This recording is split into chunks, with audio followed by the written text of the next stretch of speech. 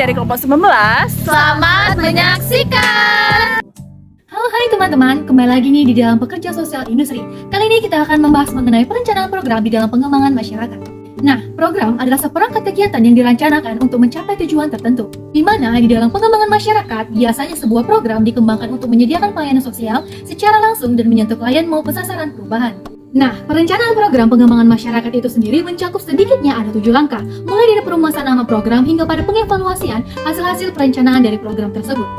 Yang mana biasanya perencanaan program tersebut dilakukan sesuai dengan masalah, populasi, masyarakat, dukungan, serta strategi maupun taktik yang telah tersusun. Namun, sebagian tahap tersebut bukanlah suatu proses yang kaku, namun proses tersebut dapat bergantung sesuai dengan pengendalian ataupun kesepakatan yang telah dirancanakan sesuai dengan program yang akan dilaksanakan.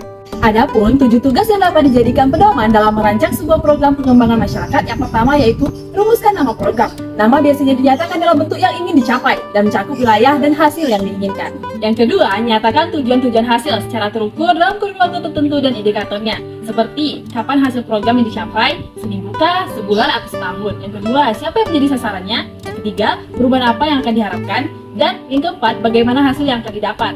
Ketiga, nyatakan tujuan-tujuan proses. Pertama, tetapkan kerangka waktu bagi proses pencapaian tujuan, kapan kegiatan untuk mencapai tujuan berawal dan berakhir. Kedua, definisikan populasi sasaran. Siapakah partisipan yang akan terlibat dalam proses kegiatan? Yang ketiga, rumuskan hasil dari proses pencapaian tujuan.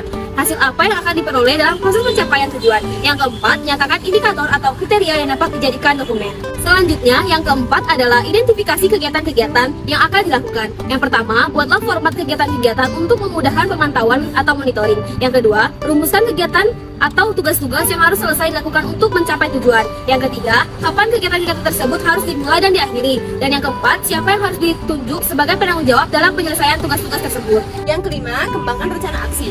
Yang pertama, rancangkanlah manajemen logistik, fasilitas, peralatan, dan sumber-sumber apa saja yang harus disiapkan sebelum implementasi program. Yang kedua, jika diperlukan, di mana petugas termasuk tenaga sukarela yang ditempatkan. Tiga, bagaimanakah langkah-langkah kegiatan akan dibuat ke dalam bagan. Yang keempat, pilih dan latih para partisipan. Siapa yang akan menjalankan manajemen dalam pelaksanaan program? Apakah hanya akan melibatkan pekerja dan tenaga sukarela yang ada, atau yang berkegiatan sosialisasi apa saja yang dibutuhkan? Keenam, monitor proses kegiatan. Yang pertama, monitor kegiatan-kegiatan teknis. Tahapan seperti apa yang harus dilakukan untuk mencapai tujuan? Yang kedua, monitor kegiatan-kegiatan interpersonal. Seberapa antusias para pelaksana program melakukan kegiatan-kegiatannya? Yang ketujuh, evaluasi hasil intervensi. Buatlah laporan-laporan evaluasi secara periodik berdasarkan hasil monitoring.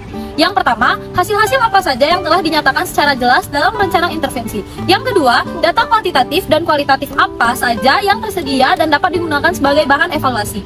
Yang ketiga, bagaimana data-data tersebut dikumpulkan dan dipresentasikan dalam laporan-laporan evaluasi. Sekian, terima kasih.